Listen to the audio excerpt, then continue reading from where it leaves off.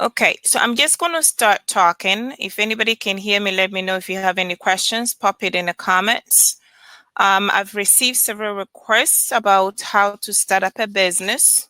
So you won't see my picture because this program here, this StreamYard, I can figure out how to get my picture on at the same time.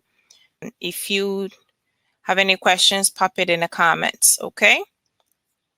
So basically, you have an idea, you want to start a business, you have the business name. Whether you are running it as a sole proprietor, what I would suggest is register it with the state so that you look official to people. Because sometimes when you have the LLC behind your name or you have the Inc. behind your name, people take you more seriously. So I recommend save up a lot of money, register with the state, speak to an attorney or a CPA if you wish, to make sure that you get all the tax implications of each type of entity. If you're listening from the United States, here we have LLC, we have S corporations, we have the C corporations. The LLC is the one that most people use, or S corp. I personally like the LLC because you do get legal protection, but at the same time, you're not forced to put yourself on payroll. So that's basically the one, that's the one that I prefer. But everybody has a different preference, depends on who you're talking to. So that's my take on the entity type. But you do want to talk to a CPA or a tax accountant. It doesn't have to be a CPA, so that you make sure that you're aware of how to do your quarterly estimate, especially if you're going to do the LLC. You have to do quarterly estimate. I'm going to take you through how you would need to track your accounting records, because that jumps me to the point too, is that when you start up, you can set it up and then get the accounting software from day one, or day zero, I call it, because when the business starts growing, you have no time to set up accounting system. So you want to make sure that you have your accounting system set before you even do your first invoice. And prior to that, I'm sure you will have expenses like office supplies and registration and paying people for consultation. So you do have expenses to track. So in the United States, most states allow you to deduct the losses even if you have no money. I don't want to get too much into the tax specifics because each state has different rules. I'm in Illinois, so if you're in Illinois, by all means, you can take what I'm saying. But if you're outside of Illinois, I will advise you to speak to somebody locally, because the sales tax is different. The income tax is different for most states. I'm licensed in Kentucky, in Illinois, in Canada. So I can speak for those jurisdictions that I'm in, I'm licensed in. But for any other place, you can consult with somebody. And if you are outside the United States, like Australia, UK, you want to contact somebody in your local area to make sure. All right. So that's basically the startup. The other important thing is to make sure you get a tax ID. If you're in the United States, we call it tax ID from the IRS. Some people will try and do it themselves. If you're brave, you can, but if you mess up, it will take months for you to get the tax ID letter.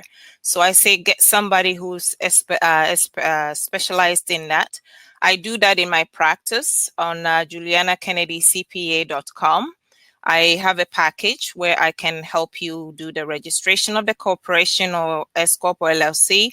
We do the tax ID, we get all the necessary accounting software that you need. We'll show you the QuickBooks online, we'll show you the Wave, and then you decide which one you want. So we do have a package. So if you're interested, you're welcome to go to my site, julianakennedy.cpa.com. It will be right there. It will say starting a new business. That will be the tab that you will see. And then we can chat with you complimentary for maybe 15 to 20 minutes to find out if we are a good fit for each other. Okay, so that's the business startup portion of it. So now somebody asked me, what is the best bookkeeping strategy? So the best I would say is to make sure, one, get an accounting software. And with that, I'm going to jump to the most one that people are aware of is QuickBooks. So let's see right here.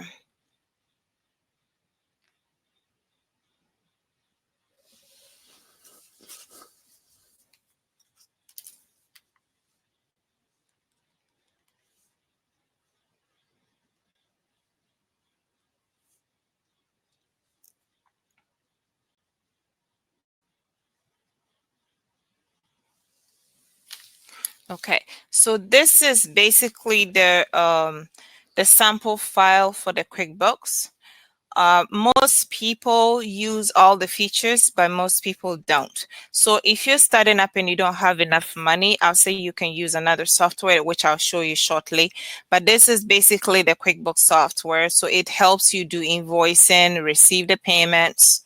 You do estimates, you can pay bills, you can write checks, you can do payroll, you can do your bank deposits. The most fun one for me is the bank, that you can actually connect your bank accounts. And so you connect your bank account, your credit cards. So what it does is that it downloads all these for you overnight, so that you don't have to manually enter them. And then if you've already written the checks, it will say match, and then you can go through all this. Many times it's best if you do your bookkeeping on a weekly basis. So set aside a day in the week. I'll say have a date with your books. It sounds kind of funny, but set aside once a week. If you don't have you have a lot of transactions, once a week or every other day, take a look at here, see what's going on, and post them, or bi-weekly if you're not too busy. If you feel that you want to do once a month, you can, but my recommendation is to take a look every week, also to make sure that nobody is using your card by mistake. And also you can hire somebody to come in once a week to do the books for you, or once a month if you're not too busy. So that is my number one priority when it comes to the bookkeeping strategy. Stay involved. And then also it has a feature where you can reconcile the bank account. So you can reconcile the bank and the credit cards. That helps you stay on top of everything. Okay, so the second software that I recommend, like QuickBooks has a fee. It's like $20 to $30 depending on which one you take, and that is if you're under a CPA's program, like a wholesale billing. But if you're paying on your own, it could be like $60. So it could be a little pricey if you're not making a whole lot of money. So now that brings me to the next software, which is Waveapps. And I love this one because it's free. So the way I think they make their money is when you use their credit cards, or you do payroll, then they charge you for it. But other than that, they make it all free, and it has pretty much all the features that QuickBooks has. So look at the sales. You have the estimate, the invoicing, and cool, they have recurring invoices. This is a cool feature because it sends the invoice on its own, and you can set it for auto pay and all that cool stuff. So all this one here in QuickBooks, I have recorded both training. So the QuickBooks training is more extensive. It's like 4 hours. So I have about 8 lessons in there. And then the Waveapp is about 4 lessons. And it took about an hour 20 minutes. So the Waveapp is shorter because it has smaller, shorter menus. And so I have both of them on my site called JulianaKennedyCPA.com. You go there, you will see courses, and these ones you can learn on your own time. So you don't need me to be there to help you. However, we monitor the comment section. So if you're doing the training on your own and you have questions, you can post them, and somebody in my team will respond to you right away. And they will make sure that you get the most out of it. So both of them are there. They are all recorded. So we can help you stay on top of your books. Okay. So I'm waiting to see if any of you have questions. Let me see. So far, no questions. Okay. All right. So I'll move on to the next topic. The most topic I get is, what do I do with quarterly estimates? So quarterly estimates is a whole new ball game. You want to make sure that your accounting records are in order, because if they are in order, it's easy to do the quarterly estimate. But even with that, I still recommend you get somebody involved, like a CPA or a tax accountant, because you would need at least your profit and loss. Like if you've been keeping track of everything here, you can pull up a profit and loss.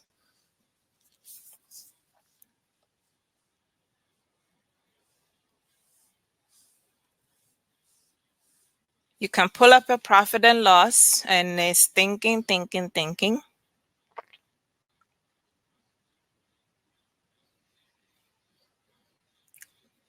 Da, da, da, da, da.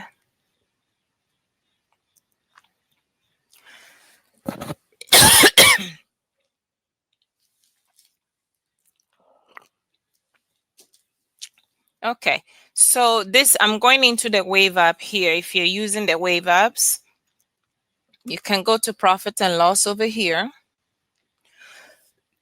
Excuse me. So right there, it will pull the income.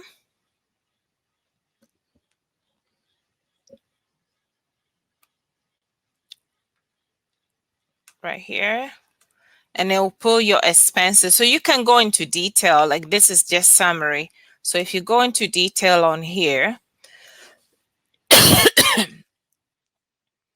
you can see all the details here.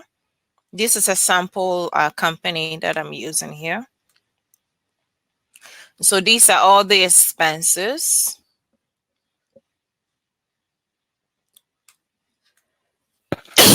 So right there, you can see your profit. So you can use this profit, or whoever is doing your estimate for you can use this profit and calculate the estimate. The estimate is a little bit complicated. So once again, I suggest you get a professional to help you, unless you do your own taxes and you know what to do. Especially for the LLC, you probably have to do the self-employment tax, which is a FICA in the United States. Excuse me. In other countries, I'm sure you have a similar thing, but may not be called the same way. So I suggest you do that. If you are using QuickBooks,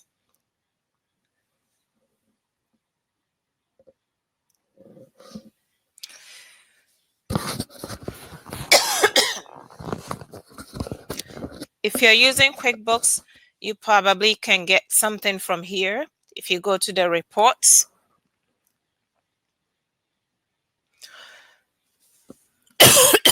sorry.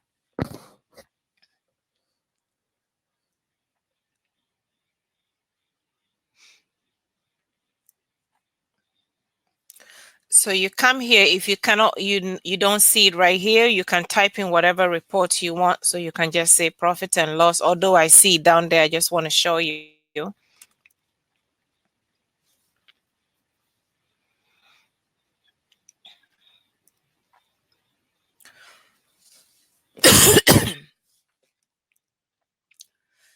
So right here, that will also tell you your total income. You can actually break down as you're doing your books. I do show you that in my training, how to set up accounts and then do all the postings and stuff.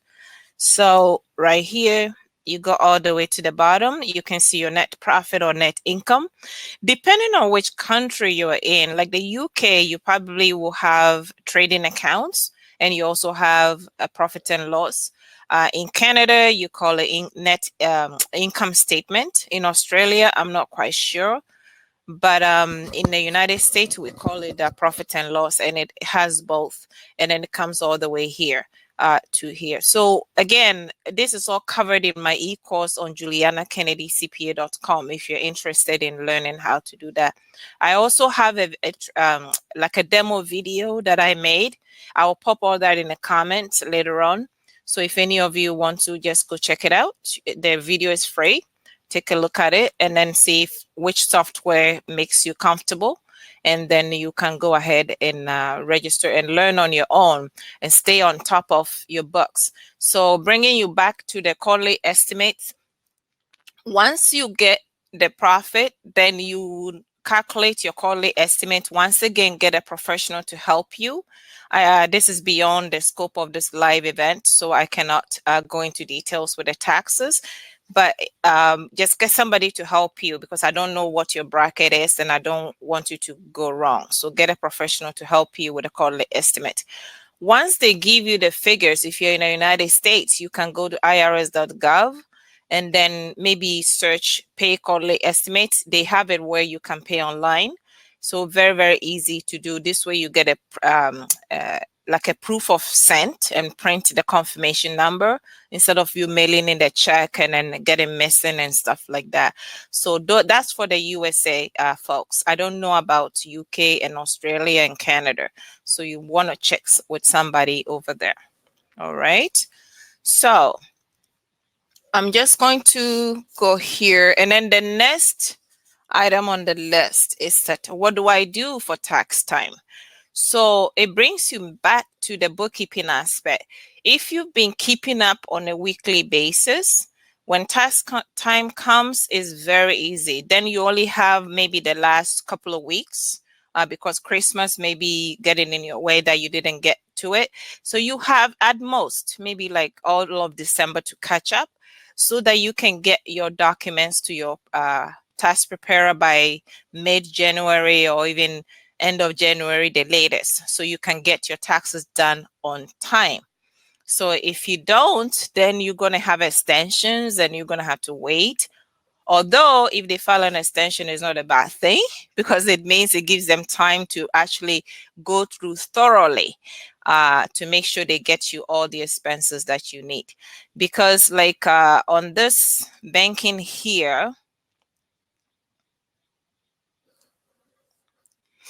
if you are able to do it on a regular basis, you'll be able to capture all their expenses. And when you do the reconciliation, it always makes sure that you've picked up everything in your bank account so that the bank, it will reconcile, because otherwise it won't reconcile. And if it does reconcile it, you're sure that you've picked up all your deposits, you've picked up all your all your expenses. This way you are not losing, you are not leaving any money on the table for anyone.